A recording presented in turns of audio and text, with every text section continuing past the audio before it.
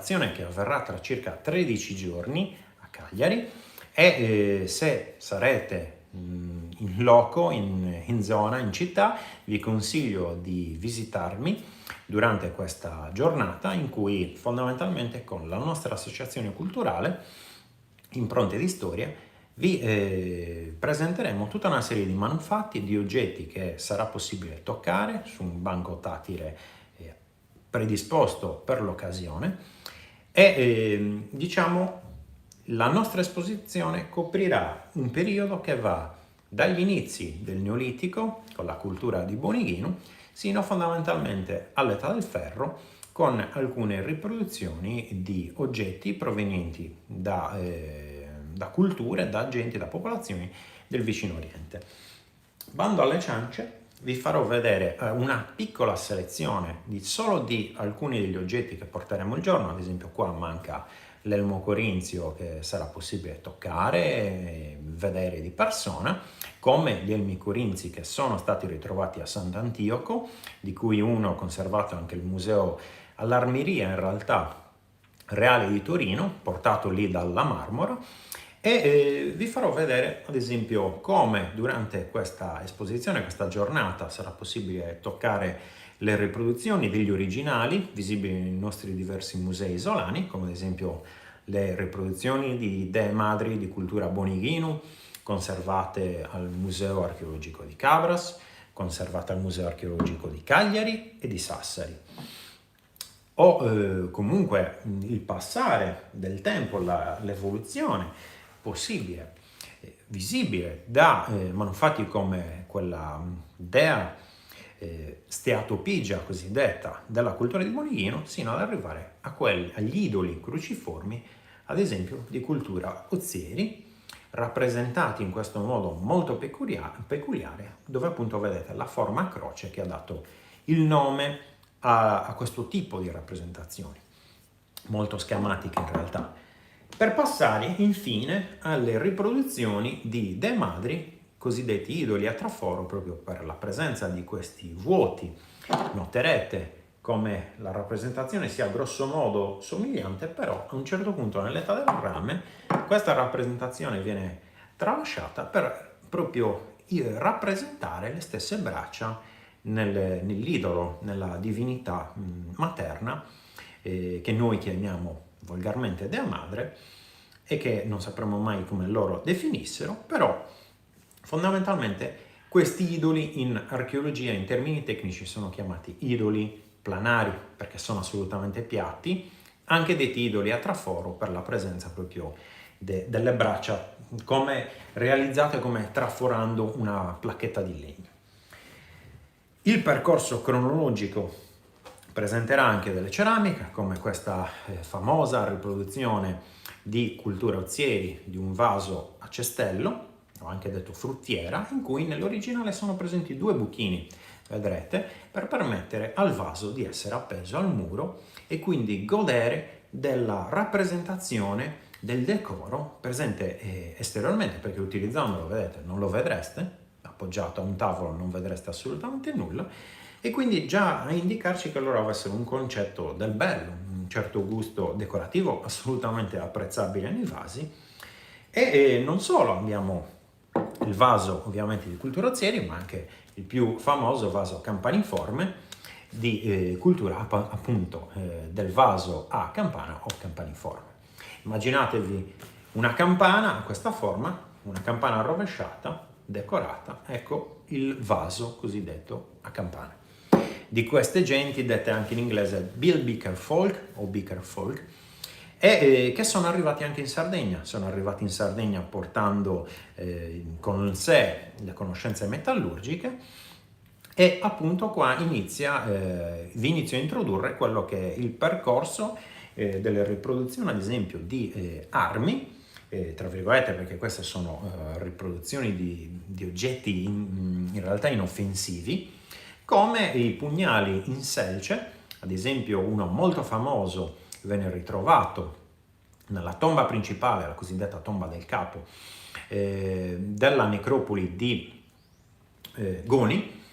Questo pugnale in selce è molto interessante perché vedendo l'originale si nota come non ci sia un innesto, un codolo per poter essere immanicato in un manico appunto in legno. Quindi nella riproduzione privata di manico vi è la possibilità di far capire alle persone che verranno a trovarci come l'oggetto poi venisse bloccato con delle semplici colle vegetali e dei lacci. Ad esempio la colla vegetale io l'ho utilizzata proprio, come dire, liquefatta dentro questo vaso, quindi un piccolo processo di archeologia sperimentale per poi realizzare questa immanicatura. Quindi passiamo dal pugnale in selce, utilizzato da queste genti di Ozieri, quindi le stesse di cui che rappresentavano queste decorazioni nei loro vasi, nelle loro ceramiche. Passiamo dalla versione in selce alla versione in rame, ad esempio introdotta già con le culture di Abealzo e Filigosa e poi sempre più manifesta con ad esempio la cultura di Monteclaro, assolutamente alloctona, proveniente al di fuori della Sardegna, e oltre alla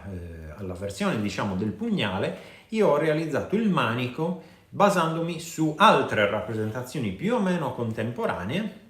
perché comunque la datazione delle cosiddette statue stele è abbastanza ampia, si spalma su un certo periodo cronologico, e ho riprodotto il fodero come si vede ad esempio nelle statue stele. Questo è stato cucito sul mio progetto dal mio compagno e collega associativo Sandro Garau, e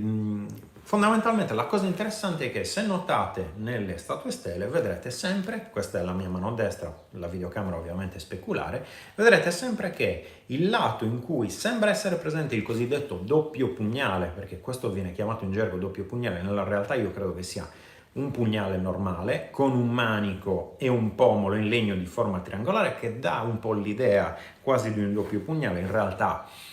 è un pugnale normalissimo, è sempre presente sul lato destro perché il lato destro è quello che ci permette di impugnare e sfilare subito l'arma. Passando dall'età del rame, poi ovviamente anche le genti del campaniforme introdurranno pugnali in rame. Vi ho già parlato di campaniformi e del loro vaso così peculiare. Passerà il tempo, arriveremo dopo qualche fondamentalmente 500-600 anni, anzi in realtà dopo quasi un millennio, perché non è l'inizio della civiltà nuragica che ci interessa, ma quasi la sua fine, cioè il passaggio tra l'età del bronzo e l'età del ferro, quando in Sardegna vengono rappresentati e realizzati questi pugnali, i cosiddetti pugnali a sagamata. Vedrete, questo è il tipo di impugnatura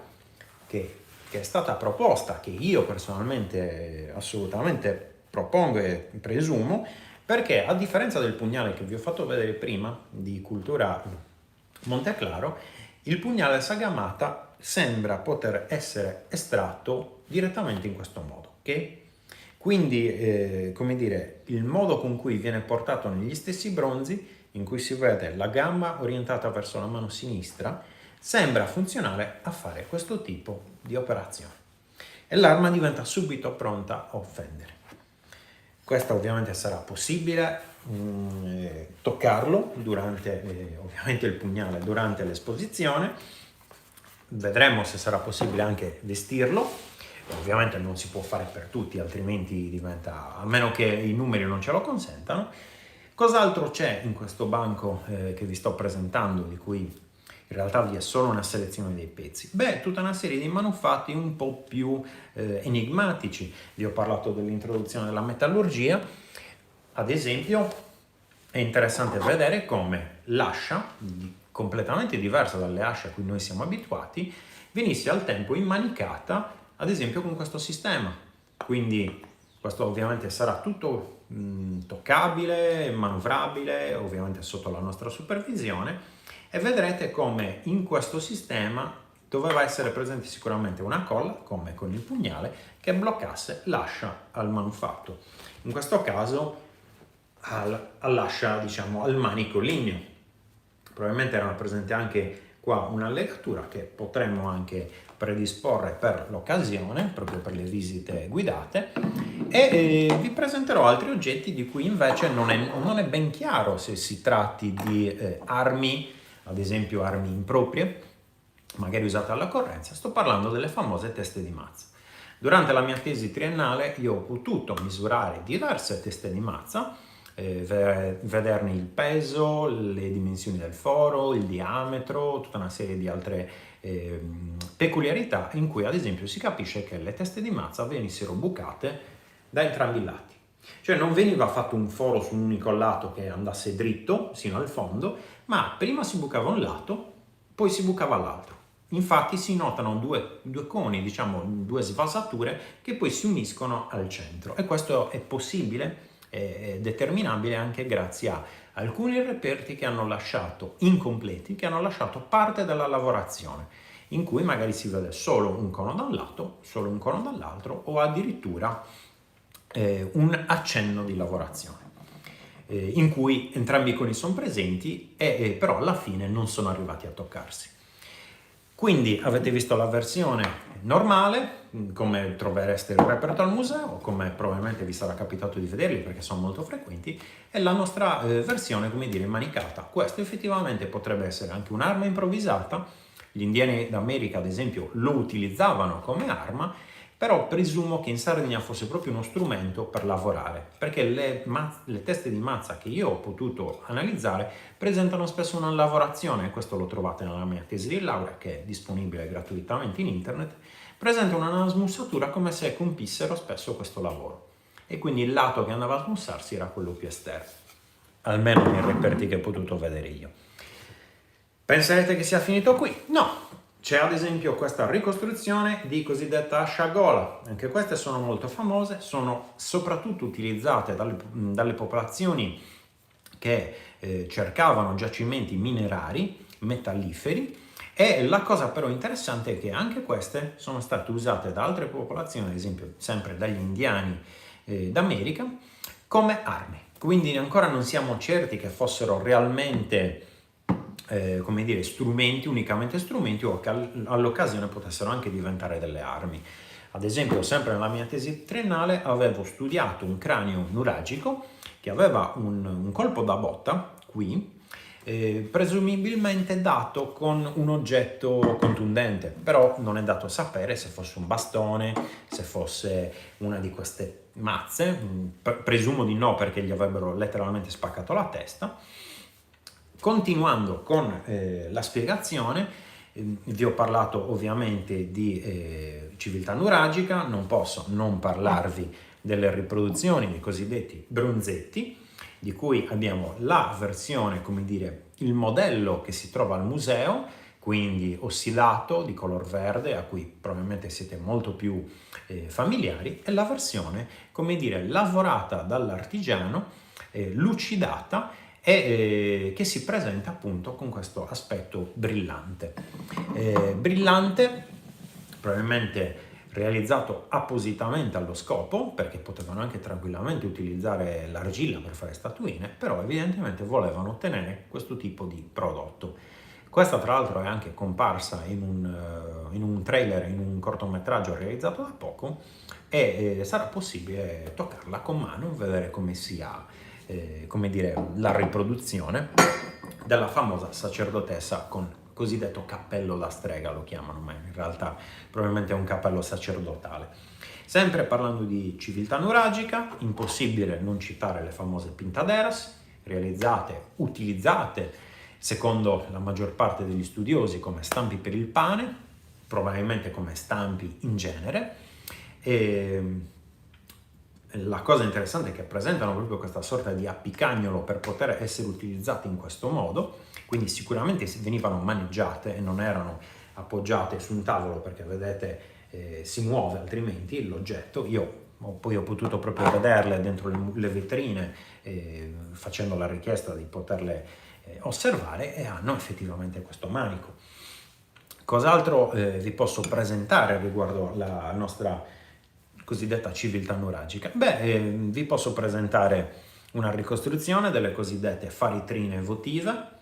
di cui come vedete c'è anche lo spillone che può essere estratto e utilizzato. Queste ad esempio venivano portate, sono note in bronzo, sono molto piccole, solitamente di questa dimensione, e raffigurano in genere i cosiddetti spilloni, i pugnali, in più o uno o due, tre, quattro addirittura, e a volte rappresentano lo spillone da un lato, il pugnale diciamo foliato o triangolare dall'altro e talvolta anche il pugnale a esagamata, a indicare forse che avevano tutti la stessa valenza questi oggetti. E la cosa interessante è che diciamo questo tipo di spillone rimane, e la stessa faritrina rimane nella tradizione isolana, addirittura quando arrivano le popolazioni fenicio-puniche, gli isolani probabilmente che si uniscono a queste popolazioni si fanno seppellire ormai punicizzati con la loro faritrina, un ricordo probabilmente degli antenati anche a dimostrare il loro retaggio. E la cosa interessante è che li rappresentano, li costruiscono, li realizzano sempre con la capocchia in bronzo, però iniziano a utilizzare il ferro. E quindi io ho ricostruito quello che si vede nel museo con il bronzo ossidato, la lama in ferro ovviamente ossidata, arrugginita, anche molto più bollosa in realtà perché il ferro letteralmente sbolla, come si dice in gergo, cioè esplode quasi, ovviamente su lunghi periodi, e la versione, come dire, nuragica rappresentata non solo nelle faritrine, ma sono visibili anche i reperti in cui la lama, oltre che la capocchia, è in bronzo. Mi sono dimenticato di farvi vedere un altro reperto molto precedente in realtà di periodo campaniforme. Tutti conoscerete il parabraccio, il brassard utilizzato, questo è moderno, attualmente dagli arcieri, la versione ad esempio medievale realizzata in cuoio, però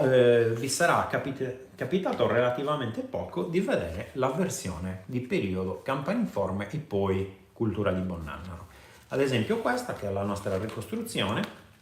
in realtà questo l'ho ricostruito interamente io, dalla pietra al parabraccio in pelle naturale di un caprovino,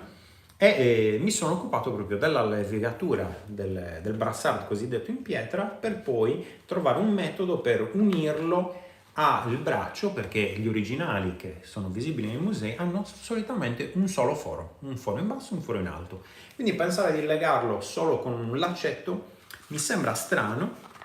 per questo che nella mia riproduzione ho fatto anche un parabraccio in cuoio. E la cosa interessante è che però per fare un parabraccio basta semplicemente la parte in cuoio, non è necessario fare la parte in pietra. Loro li realizzavano probabilmente anche con scopo votivo, con insomma una sorta di lascito per la persona che veniva deposta nella sepoltura. E l'altra cosa, erano una popolazione, questi campaniformi, di cacciatori, erano un po' girovaghi, e la cosa interessante è che quando rappresentano monili hanno spesso una forma a mezzaluna, mezzalunata, come ad esempio questi denti di volpe o comunque di un canide esposti in diversi musei isolani e in questo caso ricostruiti proprio, portati al collo, dovevano essere veramente belli, veramente affascinanti.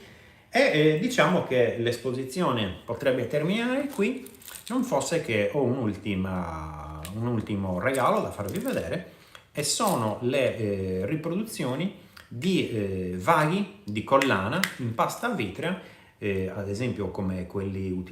ritrovati in alcune tombe della fine dell'età del bronzo, alcune tombe nuragiche come quella di Pedra e Sakuzzai.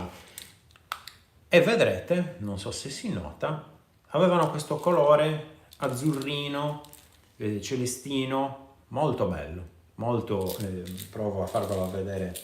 magari più da vicino. E ovviamente non è proprio vetro, è più una pasta vitrea, quella che veniva utilizzata al tempo. Sono bellissime e affascinanti, io le ho riprodotte con la tecnica a lume, e vedrete hanno questo, non so se si nota, questo colore celeste bellissimo, molto piccole, più piccole a volte di quella tenuta fra le mie dita. Guardate le dimensioni che si possono raggiungere con la tecnica a lume come questa, assolutamente quasi invisibile, si nota a malapena, e queste vengono introdotte in Sardegna durante l'età del bronzo. I commercianti fenici ne portano sempre in maggior quantità con il passaggio dall'età del bronzo all'età del ferro, e vengono poi trovate nelle sepolture finicio-puni, che sempre in maniera più massiccia, addirittura vengono trovate le collane con le testine apotropaiche come quella di Funtananoa di Olbia, bellissima, ce la invidia tutto il mondo questa collana, addirittura i nazisti volevano rubarla, e pensate che queste riproduzioni comunque saranno visibili tra circa 13 giorni. Ci vediamo a Cagliari, vi dirò man mano più informazioni su dove potremo incontrarci il giorno, e ovviamente se sapete già, sarà la notte delle giornate europee dell'archeologia, quindi potete già immaginare che tipo di importanza possa avere questo evento, almeno personalmente, ma anche per chiunque sia interessato in genere alla storia e all'archeologia, oltre che della nostra isola, di tutto il continente. Vi ho tenuto anche troppo a lungo, magari ci rivedremo durante la settimana sino al 16 con singoli appuntamenti dedicati alle singole riproduzioni.